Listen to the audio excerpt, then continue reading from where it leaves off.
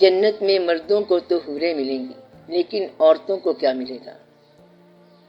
اگر آپ عورت اور مرد کا کمپٹیشن چھوڑ دیں تو کسی کو کچھ ملنے سے کوئی فرق نہیں پڑتا۔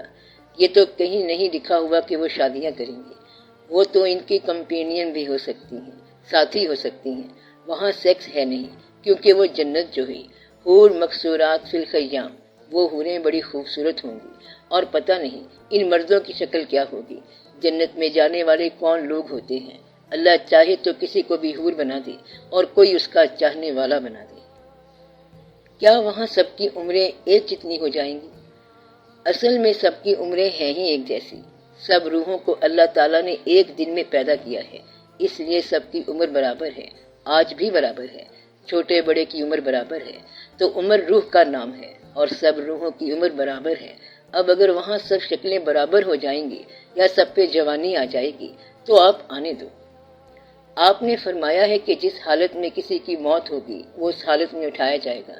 پھر جو 100 سال کی عمر میں مرا ہے، کیا وہ اس حالت میں اٹھے گا؟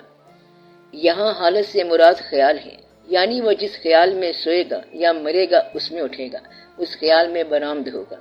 یہ آپ کو اس دنیا میں بتایا جا رہا ہے کہ اللہ اپنے چاہنے والوں کو ہر چیز عطا فرمائے گا جو ان کی خواہش کے مطابق ہوگی۔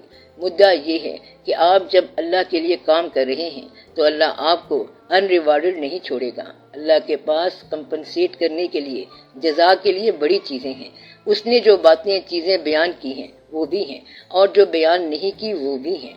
اگر آپ کو اللہ کے مزاج سے تھوڑی سی آشنائی ہو جائے تو اللہ اپنے بندوں کو دینے کے لیے بہت کچھ رکھتا ہے۔ تو اللہ کے خزانے ہیں زمین اور آسمانوں کے، اور زمین اور آسمانوں کے لشکر ہیں اس کے پاس۔ آپ دیکھیں کہ دنیا کتنی وسیع ہے، اور وہ تو جنت ہے، ایک اور مقام ہے۔ بس آپ اللہ سے راضی رہو، اور آپ کو یہ پتہ ہونا چاہیے کہ وہاں اللہ ہوگا۔ اس لیے لوگوں سے، چیزوں سے نجات پالو، اور یہ کہو کہ ہم اللہ کی طرف جا رہے ہیں۔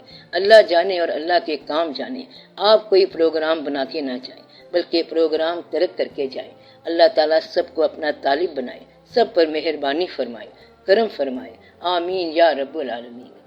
صلی اللہ تعالی علی خیر خلقہ و نور عرشہ سیدنا و مولانا حبیبنا و شفیعنا محمد و آلہ و اصحابہ اجمعین برحمتک یا ارحم الراحمین۔